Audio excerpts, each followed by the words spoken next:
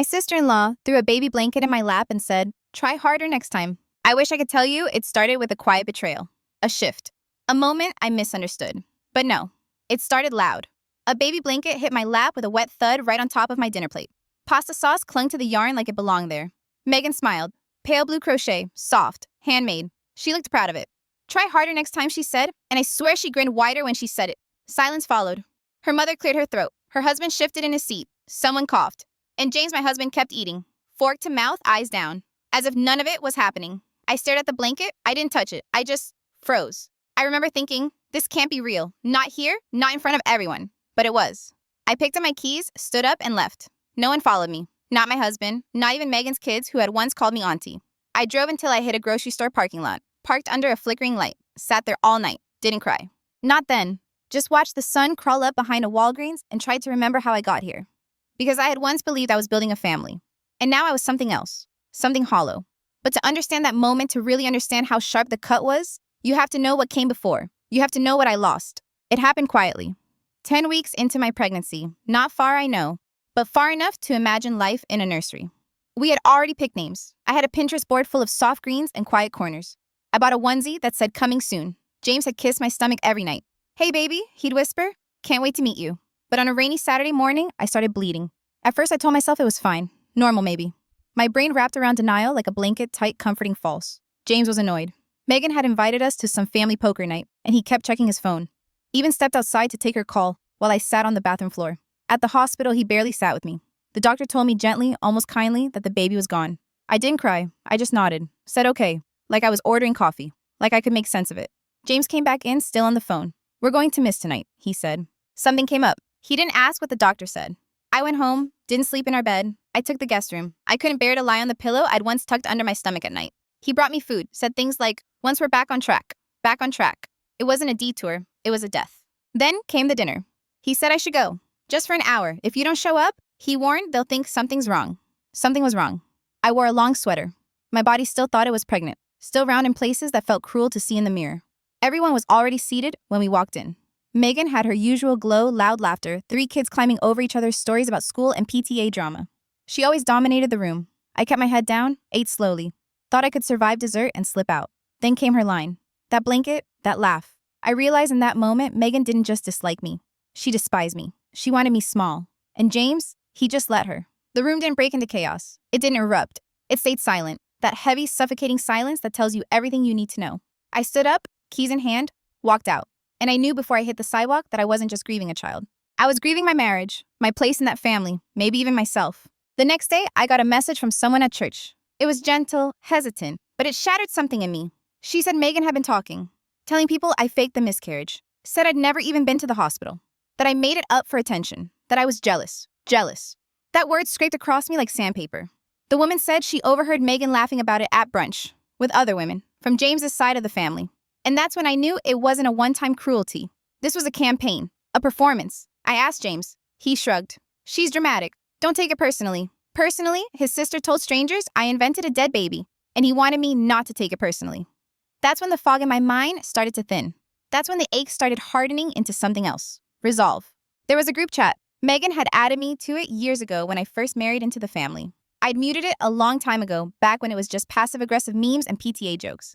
But now I started scrolling, digging, searching for the woman behind the mask. What I found made my stomach turn. Screenshots of her mocking a student's weight. A selfie of a coworker's stained shirt with the caption "Hillbilly Hygiene." Voice notes where she cursed out parents calling them breeding cows. And then the one that stopped everything. A voice message where she bragged about lying to the school counselor to get a student suspended. She said he gave her weird vibes, so she made up a story. Got him removed for a few days. I played that one over and over. Then I saved it, and that's when I knew I wasn't going to cry about this anymore. I was going to document everything. Over the next 3 weeks, I built a case. I archived screenshots, took screen recordings of Facebook posts, noted inconsistencies in her professional bios. She said she mentored students. She didn't. Said she volunteered at a shelter. Never happened. I blurred my name from everything, scrubbed metadata, built an anonymous email account, uploaded the audio recording to a private link. Then I sent it to the school board, to the local parenting group, to the church where she led Sunday morning devotions. No threats, no added commentary, just the truth. 2 weeks later, Megan was fired. James found out before I told him. He sat on the couch scrolling his phone. "Megan's in trouble," he said. "Someone leaked her messages." I didn't respond. Later that night, he tried again. You should check on her. She's really upset. I looked at him, really looked. For the first time in weeks, I saw him clearly. He was never on my side. That night, I packed a bag and left. No goodbye, no explanation, just silence. The same silence he offered me when I needed him most. I moved into my sister's spare room. Just a mattress and a lamp, a space to breathe. He texted, called, left a voicemail.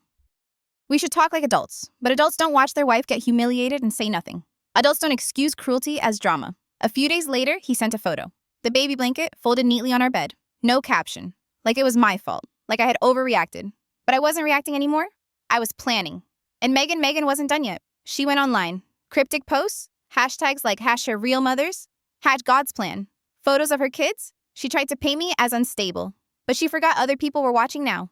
People who weren't afraid anymore. One woman from church replied to her post, "You're one to talk after what you said about your students." Then another, "Are you going to fake another story like you did about Jordan?"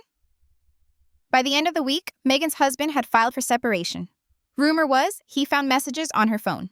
Cruel things about his sister's autism. Flirting with a coworker. He moved out, took the kids. James blamed me. He said, "You ruined a family over some dinner drama." But it wasn't drama. It was a death. And now they were going to learn what loss really felt like. When Megan mocked me at that dinner table, I thought the cruelty had peaked. But when she turned it into gossip, made it public, I realized I wasn't fighting whispers. I was fighting a narrative. And James, he wasn't my husband anymore. He was their ally. The group chat was my weapon, the digital graveyard of Megan's hypocrisy. She thought it was harmless chatter. She forgot screenshots don't die. Every insult she ever typed, every careless joke about kids and parents, every slur disguised as venting. I collected it all. It wasn't revenge, not yet. It was evidence. Megan loved her job at the private school. Assistant principal, queen of the hallways. Parents saw her as a saint. Students called her strict but fair. They didn't know she called them pigs in the group chat. Didn't know she took selfies of their stained clothes, their scuffed shoes. Didn't know she laughed at their panic attacks. But I did. And soon, so would everyone else. When the email went out, I felt my hands tremble. Not from fear, from relief. Because for once, I wasn't the silent one. I gave them her voice memo, the one where she admitted lying to the counselor about a student. No commentary, no edits, just Megan bragging in her own words. 2 weeks later, she was fired. Just like that. The school board issued a statement about inappropriate conduct. Her name was stripped from the staff page by morning. Her social media went private within hours. But people had already seen. James stormed into the kitchen that night, phone in hand. "You did this," he said. I didn't even flinch. "She did this," I corrected. He shook his head like I was missing the point. "She's my sister. And I was your wife," I snapped. "Where was your loyalty then?" His silence was answer enough. Megan's spiral was fast. Parents whispered. The church temporarily suspended her from children's ministry. Her husband packed his bags, took the kids, and left. Rumors spread that he'd found texts mocking his autistic sister flirting with a teacher. Her perfect house stood empty, except for her rage. And still James blamed me. "You destroyed her life," he said. "No," I whispered. "She destroyed mine first." Ask yourself, if someone threw a baby blanket at you after your miscarriage, would you stay quiet? Would you swallow that cruelty just to keep the peace? Because I couldn't. Not anymore. And just when I thought I'd seen Megan's worst, a message came from a stranger, a woman who used to work with her. Her words froze me. Megan hadn't just lied about me. She had covered up something far darker, something criminal. And I realized my war with Megan had only just begun. The message came late at night while I was scrolling through the endless void. A name I didn't recognize. Elise. She said she used to work with Megan at the school, and she had proof. I almost deleted it. I thought it was another rumor, another person trying to feed off my pain. But then I opened the attachment. It wasn't gossip. It was an email. Short, blunt, cold. From Megan to a male teacher. "Delete everything and keep your mouth shut." That was it. The date was 3 years ago. The subject line, Instagram. The teacher's name was in the header. And Elise filled in the rest. He'd been caught messaging an 8th grade girl, a child. Parents complained. Screenshots circulated. Megan, assistant principal, should have reported it to the board, to the police, to anyone. But she didn't. She told him to delete the evidence. She covered it up, protected him, sacrificed the girl's safety to protect the school's reputation and her own. I read the email a dozen times. The same question rattled in my head. How many other girls? How many other times? When I showed it to James, he barely looked up from his phone. "It's fake," he muttered. "Elise has the original," I said, my voice shaking. "The school servers back it up. This is real." "She's dramatic," he scoffed. "She's just trying to ruin Megan." I stared at him, my husband, the man who once kissed my stomach and whispered to a baby we lost. And I thought, he will never choose me. He will always choose her. But Elise chose me. She gave me more old posts, names, timelines, proof that Megan had been playing God with students' lives. And for the first time I realized this wasn't just about me anymore. It was about every kid she silenced. I didn't release it immediately. I sat with it, let the weight of it sink in. Because once it was out, there would be no going back. This wasn't dinner drama anymore. This was criminal. I kept thinking about that night at the table, forks scraping plates while Megan smirked. I remembered the baby blanket in my lap, and I made a decision. If she could bury a child's pain to protect herself, then I would unearth every secret she tried to hide. And I wouldn't stop until she had nothing left to cling to. Not her job, not her reputation, not even James. The next step would be precise, calculated, and devastating. Because when you go to war with someone who thrives on silence, the truth becomes a weapon sharper than any knife. I didn't send the email to the police first. I didn't even send it to the school board. I sent it to the press. 2 reporters who'd already covered Megan's firing were hungry for more. They'd sniffed around the edges of her downfall, but hadn't yet tasted blood. I gave them everything. Elise's email, screenshots, Megan's own post where she defended that teacher as vital to our school family. And I told them, verify it yourselves. They did. And then the story broke. The headline was brutal. Former assistant principal accused of covering up teacher's inappropriate contact with student. It went live on a Monday morning. By noon, the town was buzzing.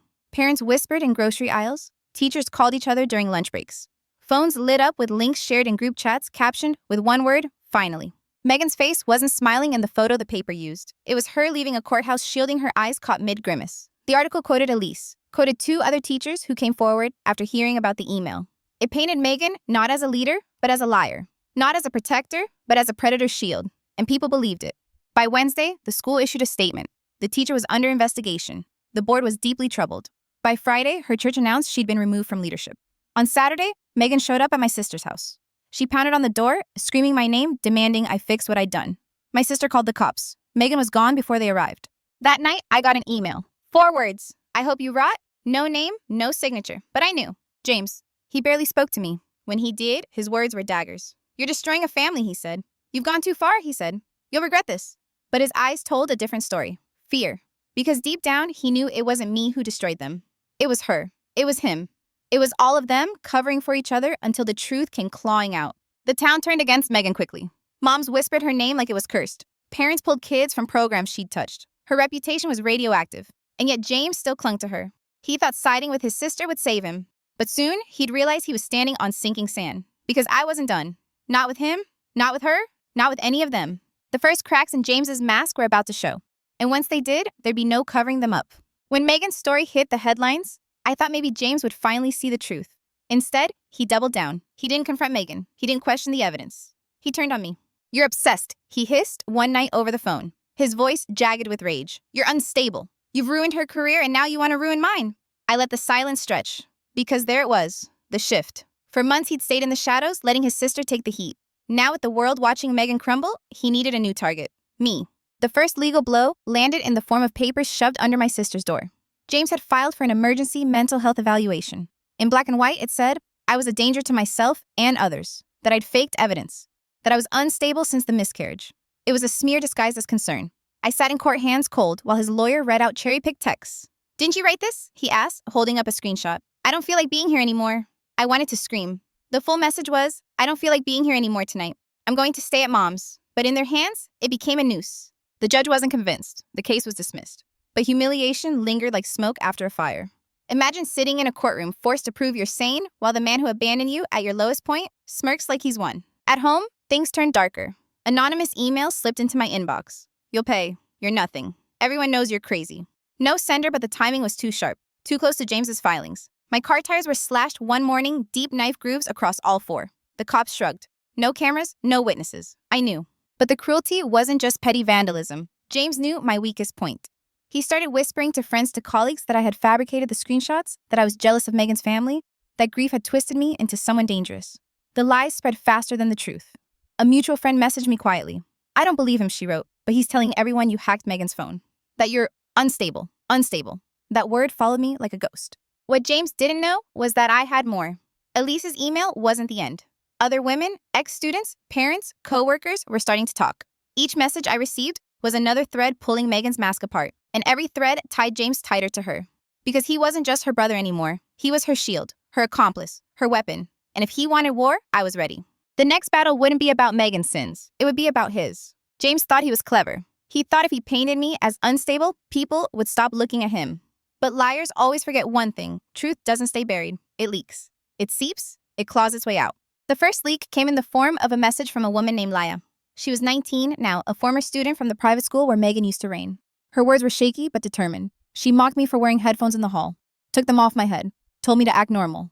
When I had a panic attack in class, she threatened to suspend me for attention seeking.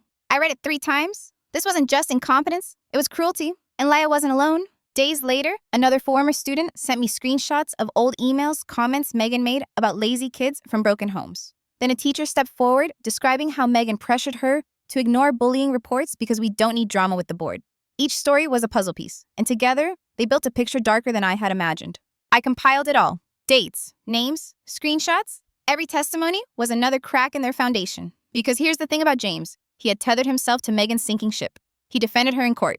He parroted her lies in public. He chose her side again and again. So when she fell, he fell with her. My lawyer called it a gift. Every word they say in her defense makes him complicit, she explained. Keep gathering. The more you have, the easier it will be to dismantle them both. So I kept going. The turning point came when Elise, the teacher who gave me that damning email, reached out again. She'd found something she'd saved years ago. An old voicemail from Megan. Slurred words, drunk laughter. And then the sentence that made my skin crawl. Don't worry, I'll handle it. Nobody needs to know as long as we stick together. James will back me up. He always does. James always does. My blood went cold. Because this wasn't just about Megan anymore. It was about him. When my lawyer heard the recording, she leaned back in her chair. Game over, she said quietly. Ask yourself, what would you do if the person you loved most admitted in their own sister's voice that he'd been covering for her all along? Would you forgive him, or would you burn the whole house down? I knew my answer, and soon James would know it too. The lawsuits came like a storm. First, Megan filed for defamation, insisting I'd hacked her phone, doctored messages, fabricated screenshots. Then James piled on, claiming emotional distress and demanding a mental health review of me in divorce court. On paper, it looked like a coordinated assault.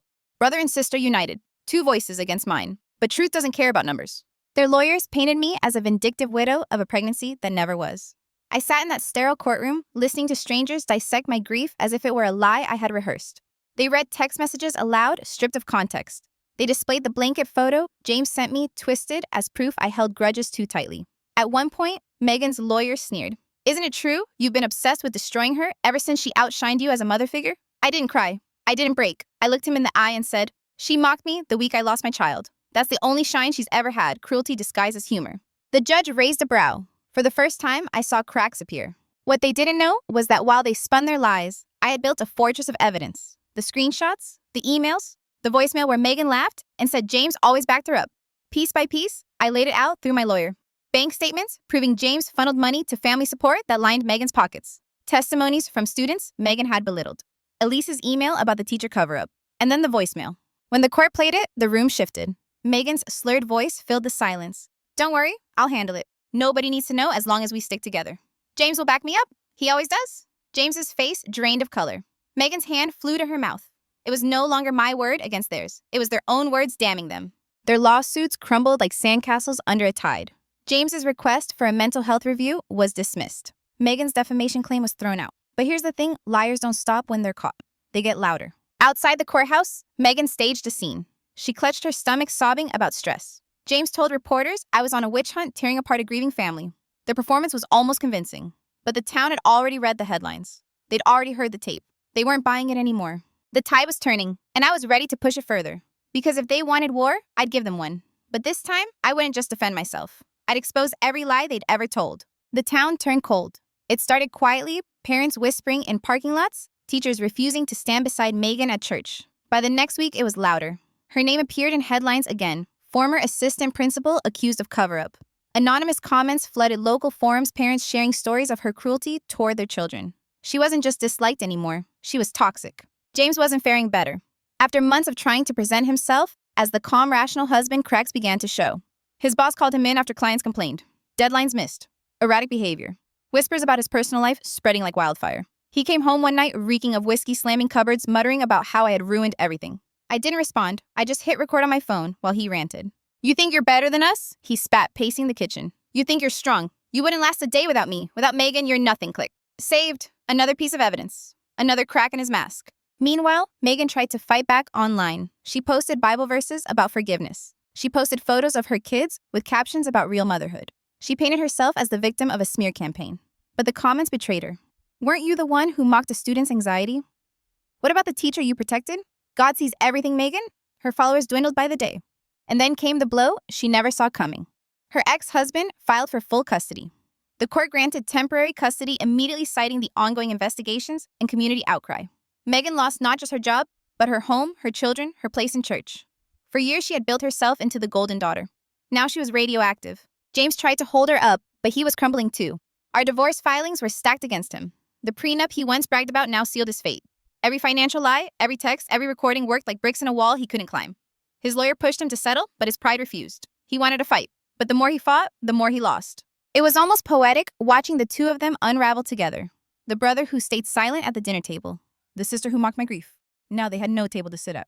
But here's the thing about destruction. It doesn't end with the first collapse. Once the walls are down, the foundation starts to rot. And I wasn't done yet.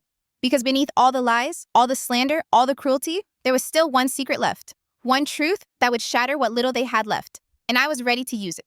The email sat in my folder for weeks. Short, simple, damning. Megan's words written years ago to a teacher who had been caught messaging an 8th grade girl delete everything and keep your mouth shut. No denial could erase it. No Bible verse could drown it out. It was the nail in her coffin. I had held on to it waiting for the right moment when her mask was already cracked, when James was already desperate. And now that moment had come. The local news had already run stories about her behavior. But this was different. This wasn't gossip. This was proof of complicity. I forwarded the email along with Elise's testimony to the investigative reporter who had contacted me months before. Within hours, he called me back. This is bigger than we thought. Are you ready for the fallout? I didn't hesitate. Yes. The article dropped on a Monday morning. The headline screamed across every screen in town. Former assistant principal covered up abuse emails, revealed deliberate concealment. Her name, her position, her words, all laid bare. Parents were livid. The school board scrambled. The police opened an inquiry, and Megan, she went silent online. For the first time in years, her endless stream of curated perfection stopped cold. James called me that night. His voice wasn't angry, it was broken. She's my sister, he said, almost pleading. You've destroyed her. You've destroyed us. I let the silence stretch before answering. No, James. She destroyed herself. You just helped her. Click. End of call. The next day, Megan showed up at court for her licensing hearing. Reporters swarmed. Cameras flashed. She tried to hide her face with a coat, but it was too late. Her name was already etched into every headline, every whisper, every judgmental glance in the grocery store. The golden daughter had become the town pariah. And James, he finally understood what silence costs. Because the judge didn't just rule against him in our divorce. He stripped away every shred of credibility James had left. The prenup stood. My assets were protected. The recordings, the texts, the emails all stacked into a wall he couldn't climb. When the judge finalized it, James didn't even look at me. He just stared at the floor like a man watching his own shadow vanish. Ask yourself, what would you do if your grief was mocked? Your loss turned into a joke, and the people closest to you stayed silent. Would you forgive? Would you stay quiet? Or would you burn it all down, one secret at a time? The secret was out. The power was gone. And all that was left was silence. But this time, the silence was mine. Peaceful, final. The courthouse doors closed behind me, and for the first time in months, I wasn't carrying a folder of evidence or a voice recorder in my pocket. I wasn't walking into another battle. I was simply walking out. It felt strange, like my body didn't know what to do without the weight of constant war. James had moved back in with his parents.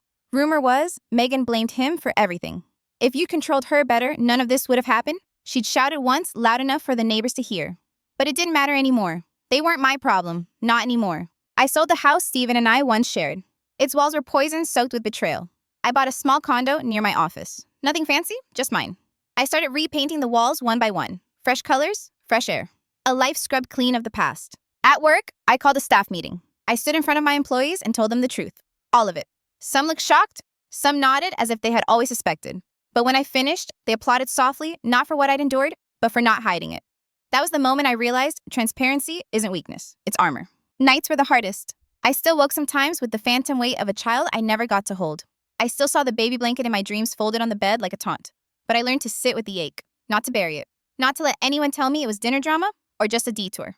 It was loss. It was mine. And acknowledging it was the only way through. People asked if I regretted it, if maybe I'd gone too far. I don't. Because justice doesn't always come in courtrooms. Sometimes it comes in the quiet collapse of a mask. Megan had spent years building a perfect image, and I watched it crumble piece by piece until all that was left was the truth. James had spent years playing the steady husband, and I watched his silence eat him alive.